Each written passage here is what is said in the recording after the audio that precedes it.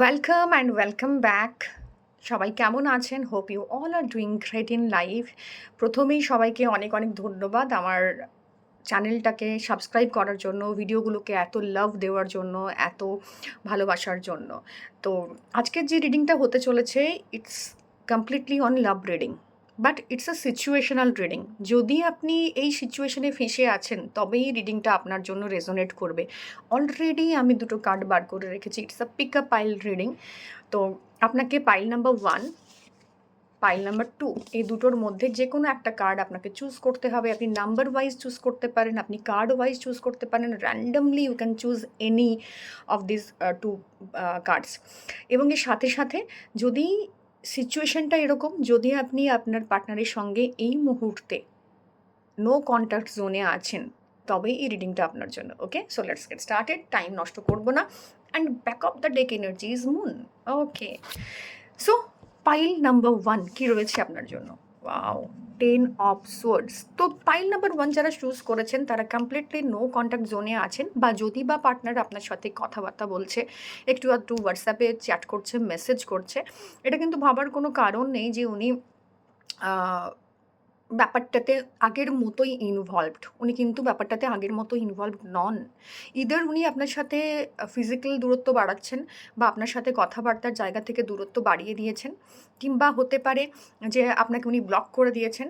কিন্তু এখন যেটা ওনার মনের মধ্যে চলছে সেটা হচ্ছে একটা ট্রানজিশনাল ফেজ। একটা হয় না হাইবারনেশন কাইন্ড অফ এনার্জি, যেখানে দাঁড়িয়ে ওনার মাথা মস্তিষ্ক কিছুই কাজ করছে না। ওকে, রিজন অনেকগুলো হতে পারে। একটা হচ্ছে ওনার ওভারথিঙ্ক করছেন, বা যে ঘটনাটার জন্য আপনারা সেপারেশনে গেছেন সেখানে কেউ ইন্ধন যোগাচ্ছে, বা উনি ওভারথিঙ্ক করছেন, বা থার্ড পার্টি কানেকশনস ইন্টারফিয়ারেন্স আছে যে কারণে আপনাকে উনি এরকম অবস্থায় ঝুলিয়ে রেখেছেন। তো উনি ঝুলিয়ে তো রেখেছেন, প্লাস উনি নিজেও কিন্তু সেম এনার্জিতে বিলং করছেন এই মুহূর্তে, কারণ উনি খুঁজে পাচ্ছেন না যে কিভাবে এটা শর্ট আউট করা যায়। এবং একটা সময়ে দেখবেন আসে যেখানে দাঁড়িয়ে আমাদের মনে হয় যে এটা বোধহয় আমার হাতের বাইরে এবং এটা শর্ট আউট করতে আমি পারবো না। তো সময়ের উপর ছেড়ে দেওয়া, আর ইউ গেটিং মি? সময়ের ওপর ছেড়ে দেওয়া, সেরকম একটা জায়গা থেকে উনি বিষয়টাকে সময়ের উপর ছেড়ে দিয়েছেন যে দেখা যাবে, যা হবে হবে। তবে এই মুহূর্তে ওনার ভেতরে আপনার বা আপনাদের রিলেশনশিপের প্রতি যে ইনভেস্টমেন্ট ছিল সেটা কিন্তু এই মুহূর্তে নেই। উনি কিন্তু নিজেকে একটা এমন ফেজে নিয়ে গেছেন যেখানে উনি নিজেও ঠিক করতে পারছেন না যে ওনার কি সম্পর্কটায় থাকা উচিত, নাকি ক্লিয়ারলি বলে বেরিয়ে যাওয়া উচিত, নাকি আপনাকে এরকমভাবে মানে ব্লক করে রেখে দেওয়া উচিত। কখন ব্লক উনি আনব্লক করবেন, কখন উনি আপনার সাথে কন্ট্যাক্ট করবেন, এটা উনি এই বোঝার ফেজে নেই। এই ফেজটা 10 দিন থেকে 10 উইকস পর্যন্ত কন্টিনিউ হতে পারে। ওকে, এবং ভেতরের যা কিছু ইমোশনস সেটাকে না উনি আর সামনাসামনি ফেস করতে পারছেন না।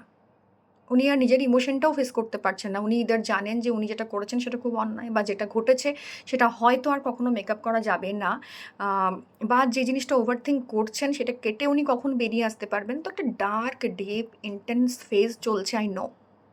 আমি জানি আপনাদের ভেতরে এটা চলছে, এবং এই ইন্টেন্স ফেজটা এখনও কন্টিনিউয়েশনে থাকবে, এখনও পুরো টানা থাকবে বেশ কিছুদিন। কারণ এই সিদ্ধান্তহীনতাটা কিন্তু একদিনে আসেনি। দেখুন, অনেকগুলো ওয়ার্ডস ওনার মানে পিঠের মধ্যে গেঁথে আছে। দ্যাট মিনস উনি অনেকগুলো বিষয় নিয়ে চিন্তিত, এবং সেই জায়গা থেকে উনি বেরিয়ে আসতে কিছুতেই চাইছেন না বা পারছেন না। তো ব্রেন ফগিনেস আছে। আপনার সম্পর্কের জায়গাটা যেখানে দেখতে চাইছিলেন সেই জায়গাতে নিয়ে যেতে গেলে যে মানে ফার্স্ট স্টেপটা নিতে হবে, সেটার জন্য he or she is not at all prepared. শুধু ভাবনা চিন্তার জায়গায় আছেন। তো আপনি যদি এটা ভেবে বসে আছেন যে হয়তো হতে পারে অন্যবারের মতো আবারও আনব্লক করবে, আবারও কথা বলবে, আবারও যোগাযোগ করবে, তো এই মুহূর্তে সেটা হতে যাচ্ছে না। কারণ ওনার মাইন্ড ভীষণ ফগি। সেটা অন্য কারো ইন্টারফারেন্সের জন্য হতে পারে, সেটা নিজের মানে বিচারহীনতার জন্য হতে পারে, সেটা নিজে যেটা করেছেন সেটার জন্য ওভারথিঙ্ক করছেন তাও হতে পারে, বা আপনাদের মধ্যে যে সমস্যাটা হয়েছিল সেটা নিয়ে উনি প্রচণ্ডভাবে চাপে আছেন, এটাকে আর ঘাঁটাতে চাইছেন না। যে কোনো কারণেই হোক, আপাতত এই সিচুয়েশনটা 10 উইকস টু 10 ডেজ চলতে পারে। দেখা যাক, পরবর্তী রিডিংয়ের জন্য ওয়েট করুন। জানিয়ে দেবো কীভাবে এই জায়গাটা কেটে উঠবে। দেখা হচ্ছে অন্য কোনো রিডিংয়ে। So let's get started with pile number 2। যারা পাইল নাম্বার 2 চুজ করেছেন, ওয়াও, দ্য সান। এই পাইল নাম্বার 2 যারা চুজ করেছেন না, তাদের যিনি আ মানে যাদের সম্পর্কে জানতে চাইছিলেন বা আপনার এক্স বা আপনার পার্টনার বা আপনার স্পাউস, আপনি না তাদের মধ্যে কোনো রকম আ মানে কোনো রকম আপনি অনুশোচনা বা কোনো রকম দুঃখ, কোনো রকম সম্পর্কটা থেকে বেরিয়ে যাওয়ার জন্য যে একটা আ মানে হয় না একটা ভেতরে একটা থাকে ব্যাপার, সেটা আপনি দেখতে পাচ্ছেন না। আপনার ওনাকে দেখে মনে হচ্ছে উনি যেরকম বিহেভ করছেন সেটা আপনি সোশ্যাল মিডিয়া থেকে জানতে পারছেন, বন্ধুদের থেকে জানতে পারছেন বা পাড়া-প্রতিবেশী আত্মীয়স্বজন থেকে জানতে পারছেন।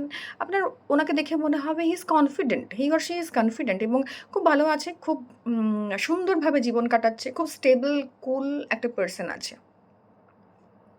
এখানে একটা না নেগেটিভ সাইকোলজি আছে। যখন আপনি জানেন যে আপনি কোনো অন্যায় করেছেন বা কোনো ভুল হয়েছে বা কোনো জায়গায় you need to rectify that zone higher পারপাসের জন্য, পরবর্তী ক্ষেত্রে বিষয়টাকে আরো সুন্দর করার জন্য। সেখানে দুভাবে আপনি বিহেভ করতে পারেন। এক, আপনি ভেঙে পড়বেন, সে জায়গাতে আপনি ন্যাগ করবেন, সেভাবে আপনি কষ্ট পাবেন। কিংবা আপনি না আপনার সেলফটাকে অ্যাকসেপ্ট করে নেবেন। যে না আমার আর কিছু হওয়ার নেই।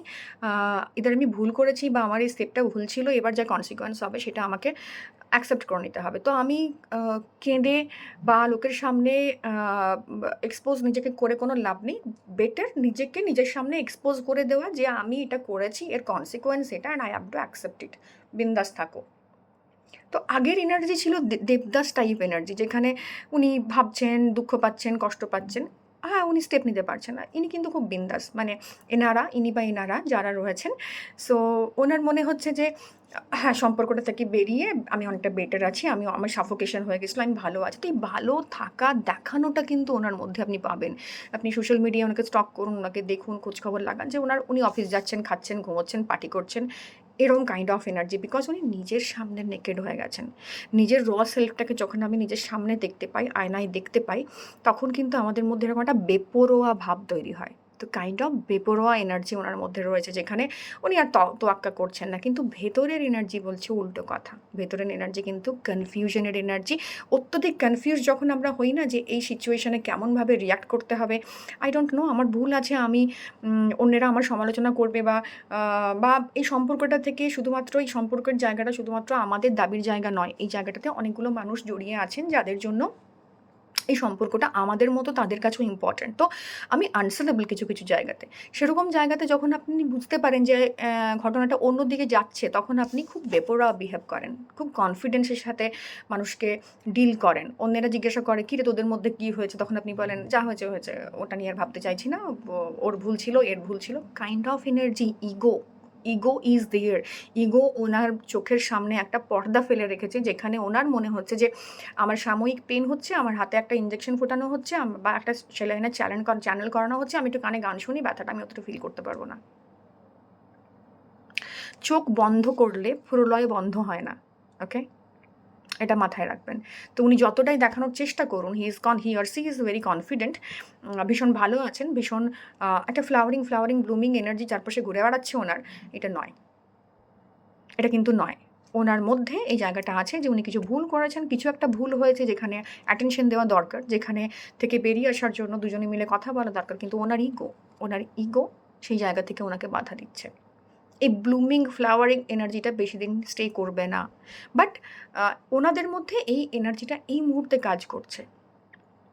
ওনারা এই মুহূর্তে আপনাদেরকে নিয়ে এরকমই ভাবছেন, যা হচ্ছে হয়ে গেছে। আ তো আমি ভীষণ ভালো থাকবো। তো মি মাইসেলফ এর এনার্জি। শান হচ্ছে এমন একটা, যেটা হচ্ছে আত আত্মকারক। তার মানে হচ্ছে আমি।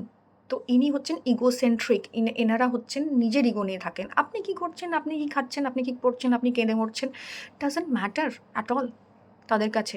তো ওনারা খুব ভালো আছেন দেখাবার চেষ্টা করছেন। তো I would suggest to all of you যে আপনি কেন কাঁদছেন মশাই? আপনি কেন কেঁদে বেড়াচ্ছেন এদের জন্য? So that's all. দেখা হবে অন্য কোনো রিডিংয়ে। টিল দেন পার্সোনালাইজড রিডিং নেওয়ার জন্য you can contact me. Description বক্সে সমস্ত কন্ট্যাক্ট নাম্বার দেওয়া আছে, অনেকে কন্ট্যাক্ট করছেনও। অ্যান্ড জানাবেন কী ধরনের রিডিং চাইছেন আপনারা, আরও লেন্দি ভিডিও চাইছেন কিনা। আর অবশ্যই চ্যানেলটাকে লাইক করবেন, সাবস্ক্রাইব করবেন, ভিডিওগুলো শেয়ার করবেন, পাশে থাকবেন। দেখা হবে অন্য কোনো রিডিংয়ে। টিল দেন টাটা।